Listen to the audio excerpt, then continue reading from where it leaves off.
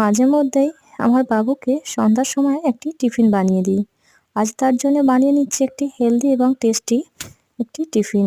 তার জন্য আমার বাড়িতে থাকা সবজি আমি ব্যবহার করেছি আমার পছন্দ মতো। আপনারা আপনাদের পছন্দ মতো সবজি ব্যবহার করতে পারেন। আমি এখানে নিয়ে নিয়েছিলাম ব্রোকলি, একটি পেঁয়াজ, আর নিয়ে নিয়েছি একটি কাঁচা লঙ্কা আর ধনিয়া পাতা। একটি চপারের সাহায্যে চপ করে নিয়েছি। একটি পাত্রের মধ্যে নিয়ে নিয়েছি 2 চামচ সুজি, 2 চামচ ময়দা, পরিমাণ মতো লবণ, চপ করে রাখা সবজিটা আর পরিমাণ মতো জল দিয়ে একটি ব্যাটার তৈরি করে নেব। এইভাবে একটু ব্যাটার তৈরি করে নিলাম। এবার গ্যাসের চুলা বসিয়ে একটি কড়াই বসিয়ে দিলাম, তাতে সামান্য সাদা তেল দিয়ে বেশ খানিকটা বাটার দিয়ে দিলাম। এবার 1 চামচ করে ব্যাটারগুলো দিয়ে উল্টে পাল্টে লাল লাল ভেজে তুলে নেব।